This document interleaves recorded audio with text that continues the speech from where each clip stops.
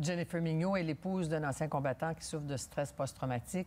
Outrée par la réponse du ministre Fantino l'an dernier, elle milite pour que les conjoints soient reconnus comme des aidants naturels.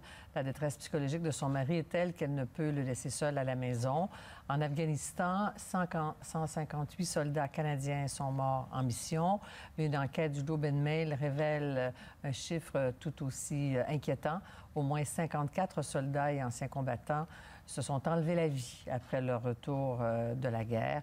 J'en parle avec Mme Mignot. Bonsoir, Mme Mignot. Bonsoir. Vous étiez interviewée dans cette enquête du Globe and Mail, sujet qui revient de manière récurrente chaque année. Bientôt, ce sera, vous portez le coquelicot, ce sera le jour du souvenir. Et est-ce que c'est une révélation pour vous d'apprendre que 54 anciens combattants se sont enlevés la vie? Et ce que ça signifie, au fond? Sur les 158 qui sont morts, en fait, en mission. C'est définitivement pas une surprise, malheureusement. Et je pense qu'il est force de constater que même avec le temps, avec le nombre de revendications qu'on peut faire, il faut toujours se rappeler que je pense que le syndrome de stress post-traumatique, que ce soit au niveau de la Défense nationale ou au niveau des anciens combattants, est tout simplement mal compris. Et ça, c'est un résultat direct de cette incompréhension-là. Vous côtoyez des membres de famille d'anciens combattants qui vivent cette détresse. On parle beaucoup de dépendance à l'alcool et aux drogues et du manque de soutien, hein, je pense, le manque de clinique. Enfin, il est où le problème, là? Encore une fois, à la reconnaissance du problème initial. Oui.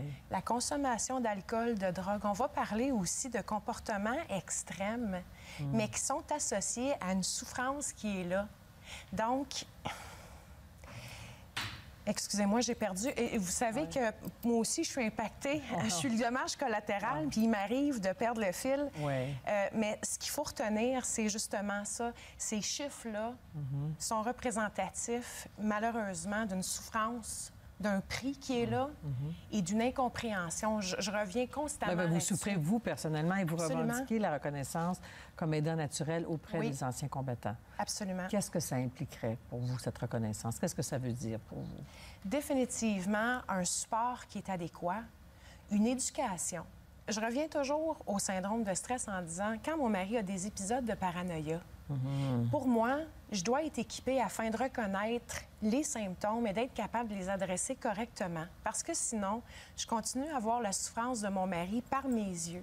Par conséquent, j'arrive pas à créer un environnement favorable. Au sein même de ma maison, je peux nuire à mon mari, d'une part. Mais il y a aussi la reconnaissance du fait que je ne peux plus travailler. Donc, depuis 8 ans, je suis à la maison, je reste avec mon mari. Mais il y a des impacts financiers sur notre famille à ça. Parce que, justement, je ne suis pas reconnue par les anciens combattants.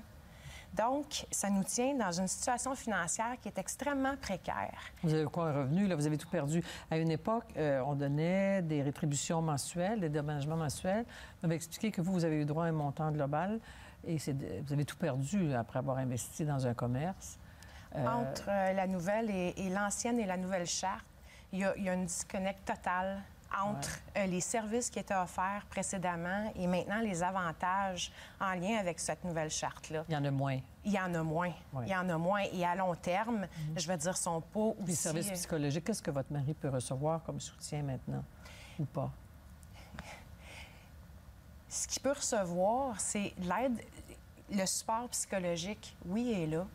Mais le vrai problème pour mon mari, c'est surtout les services auxquels il ne peut pas accéder parce que le système d'Anciens combattants Canada le tient à l'écart, parce qu'on lui refuse les services, parce qu'on prend du temps, un temps fou à lui accorder le bénéfice dont il aurait droit.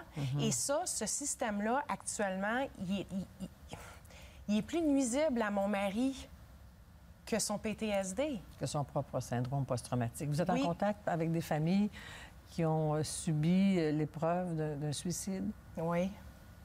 Trop. Juste encore, tout récemment, je parlais à une maman qui a 60 ans et dont le fils est militaire, qui a fait une tentative de suicide encore tout récemment, aller le chercher à Gagetown, au Nouveau-Brunswick. Eux-mêmes, ce sont des gens qui doivent engager énormément d'argent pour aider à supporter leur fils, là, qui est abandonné. La même chose, il y a une autre épouse, il y a 2 semaines encore, son mari a fait une tentative de suicide. On l'a laissé, il n'y a personne qui est allé le voir. Elle est seule à gérer ça, là. Elle est seule. Le poids de l'isolement, le poids de voir la personne qu'on aime le plus au monde se perdre dans la noirceur que représente le syndrome de stress post-traumatique, Mme Dussault, il n'y a pas de mots pour ça. En terminant, sur cette émotion quand même, il y a un gouvernement qui arrive au pouvoir, qui a fait des promesses. Vous avez de l'espoir, en terminant, que ça va changer, ça va revenir?